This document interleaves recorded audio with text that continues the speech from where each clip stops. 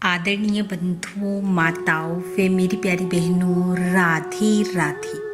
आप सभी का हमारे YouTube चैनल जीवन की धारा पर बहुत बहुत स्वागत है।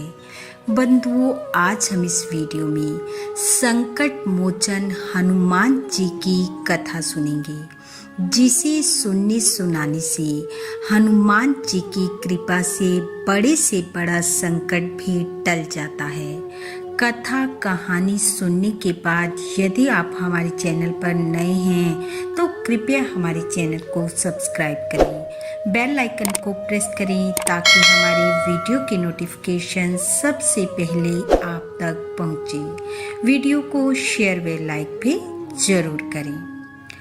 कथा के अनुसार एक समय लंका विजय के बाद भगवान राम से मिलने भगवान शिव व माता पार्वती अयोध्या नगरी पहुंचे।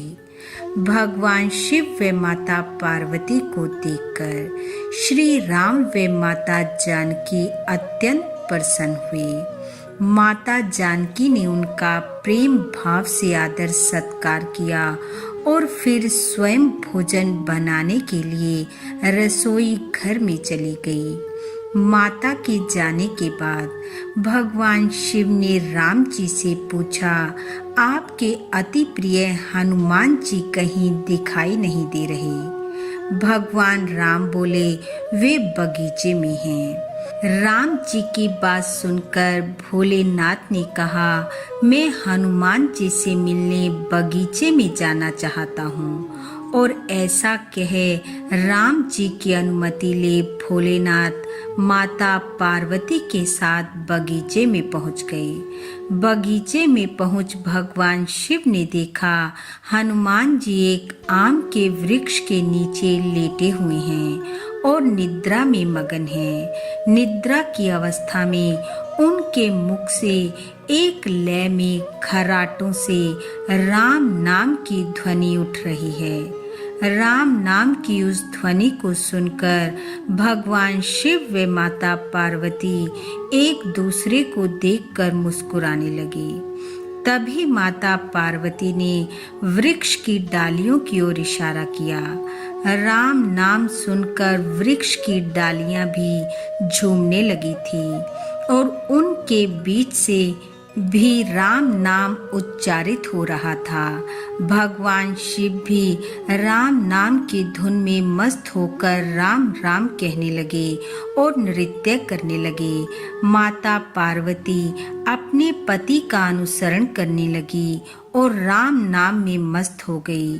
भगवान शिव और माता पार्वती के नृत्य की ऐसी झनकार उठी कि स्वर्ग लोक से देवतागण भी बगीचे में आ पहुँचे और राम नाम की धुन में मस्त हो थिरकने लगे। उधर माता जानकी भोजन तैयार कर भगवान शिव व माता पार्वती की प्रतीक्षा करने लगी। जब काफी समय बीत जाने पर भी वे नहीं पहुँचे तो माता जानकी ने लक्ष्मण जी से कहा कि आप जाएं और उन्हें भोजन के लिए बुला कर लाएं। माता की आज्ञा से लक्ष्मण जी बगीचे में पहुँचे, पर जब वहां उन्होंने स्वर्ग का नजारा देखा तो खुद भी राम नाम की धुन में झूम उठे। उधर माता जानकी परेशान हो रही थी कि अभी तक कोई भी भोजन के लिए नहीं आया। तब उन्होंने स्वयं भगवान राम से कहा कि चलो हम ही जाकर उन सब को बुला कर लाते हैं। जब भगवान राम व माता जानकी बगीचे में पहुँचे तो देखा वहाँ राम नाम की धूम मची हुई है और हनुमान जी गहरी नींद में सो रहे हैं। उनके खर्राटों से लगातार राम नाम की ध्वनि गूंज रही है। यह देखकर दोनों भाव विहल हो उठे। राम जी ने हनुमान जी को नींद से जगाया और प्रेम से उनकी तरफ निहारने लगे। हनुमान जी अपने प्रभु को आया देख शीघ्रता से उठ खड़े हुए और नृत्य का समय भंग हो गया। भगवान शिव मुक्त हृदय से हनुमान जी की राम भक्ति की सराहना करने लगे। यह सुन हनुमान जी सकुचाए, लेकिन मन ही मन खुश हुए। तब भगवान सिया राम ने भोलेनाथ व माता पार्वती से भोजन करने का आग्रह किया। सभी भोजन करने के लिए चल पड़े। माता जानकी भोजन परोसने लगी। भगवान राम ने हनुमान जी को भी भोजन करने के लिए बैठने को कहा। राम जी की आज्ञा से हनुमान जी भोजन करने बैठ तो गए, परंतु आदत ऐसी थी कि पहले राम जी भोजन करते थे और बाद में हनुमान जी। आज राम जी के आदेश से पहले भोजन करना पड़ रहा था। माता जानकी हनुमान जी को भोजन परोसती जा रही थी, पर हनुमान जी का पेट भर ही नहीं रहा था। माता कुछ देर तो भोजन परोसती रही, परंतु शीघ्र ही वह समझ गई कि इस तरह से हनुमान जी का पेट नहीं भरेगा। उन्होंने तुलसी का एक पत्र लिया, उस पर श्री राम लिखा और भोजन के साथ हनुमान जी को परोस दिया। तुलसी पत्र खाते ही हनुमान जी की संतुष्टि हो गई और वह भोजन कर उठ खड़े हुए।